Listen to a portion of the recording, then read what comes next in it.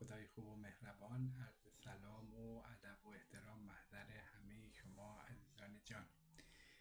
در جلسه قبل راجع به اجزای ذهن صحبت کردیم و گفتیم دو تا قسمت خیلی مهم داره ذهن ما. یکی ضمیر خودآگاهه و دوم ضمیر ناخودآگاه. تو این جلسه میخوام در رابطه با ویژگی‌های هر کدوم نکاتی رو خدمت شما عرض بکنم. ببینید، اگر من بخوام یه مثال خیلی واضح بزنم که شما خیلی زود متوجه فرق این دوتا بشید، میتونیم بگیم که ضمیر خودآگاه ما مثل یک راننده میمونه.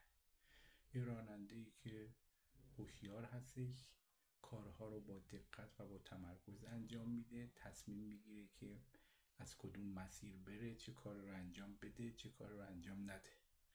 و ضمیر ناخودآگاه مثل موتور ماشین هستش که در واقع خودکار کارها رو پشت صحنه انجام میده و قدرت هم از همون موتور هستش، یعنی اون هستش که داره کارها رو انجام میده، منتها چون در واقع همه کارها توسط اون موتور داره انجام میشه کسی اون رو نمیبینه و بنابراین در ذهن ما هم به همین صورت هستش، یعنی ضمیر خودآگاه ما داره یک سری کارهای محدودی رو انجام میده، اما چون که تصمیم گیری با اون هستش، چون که در واقع پردازش با اونه، ما کارهای ضمیر خودآگاهمون رو بیشتر میبینیم، در حالی که قدرت اصلی در ناخودآگاه. حالا من اگر بخوام 4-5 تا تفاوت مهم بین خودآگاه و ناخودآگاه رو بگم، یکی در سرعت پردازشه که سرعت پردازش در ضمیر خودآگاه خیلی محدوده، در حد در واقع خیلی کم هستش، میتونه تعداد کلمات یا جملات محدودی رو در هر لحظه پردازش بکنه، اما در ضمیر ناخودآگاه بی نهایت ما میتونیم عبارات و جملات مختلف رو پردازش بکنیم.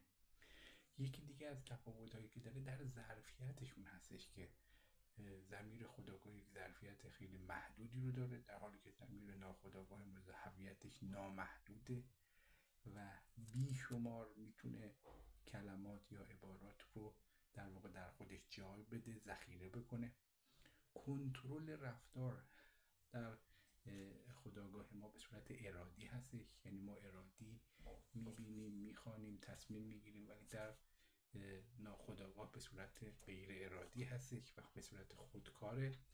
و همچنین منطق ضمیر خودآگاه به صورت منطق استدلالی، منطق تحلیلی، مقاومت از خودش نشون میده، اما در ناخودآگاه کاملا در واقع منطقش منطق غیر ارادی هستش، یعنی اینکه به صورت خودکار کارها رو انجام میده. عرض کردم مثلا رانندگی که هیچ در واقع نیازی به تفکر و تأمل و در واقع فکر کردن نداره و قدرت بسیار زیادی هم داره که ضمیر ناخودآگاه ما قدرتش سرسام‌آور هستش و به سرعت میتونه کارها رو انجام بده. یه سری عادات رو در واقع ما با ناخودآگاهمون به راحتی اونها رو در واقع به شکل روتین و خودکار و اتوپایلوت انجام میدیم، بدون اینکه در موردش فکر بکنیم، بدون اینکه در رابطه باش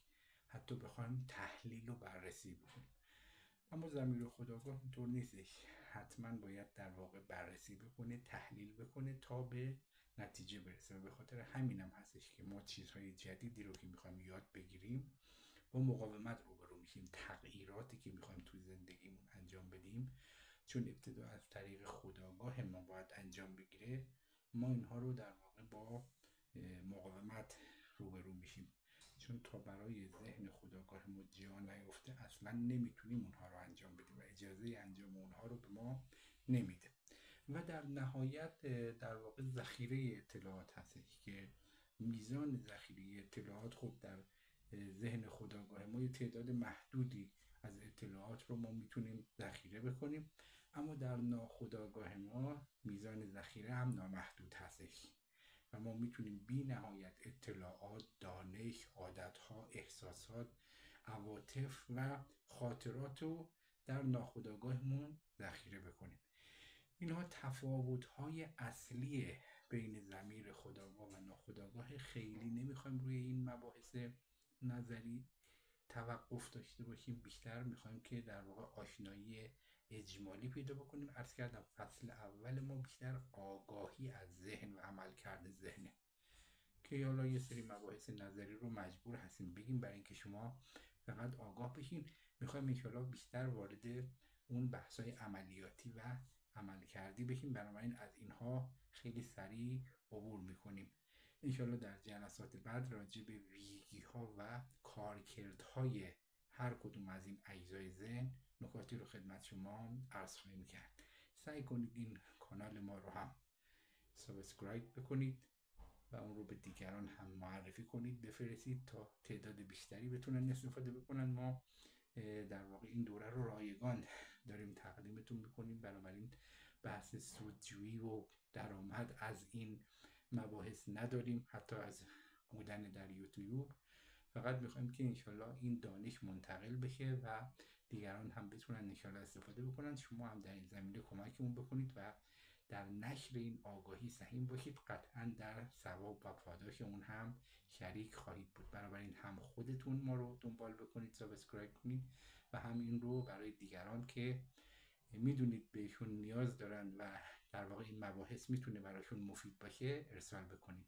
بسیار ممنونیم از لطف و عنایت شما، همراهی شما ما دلگرمی میده. تا جلسه بعد همه شما عزیزان رو به خدای بزرگ میسپارم. شاد و موفق و پیروز باشید.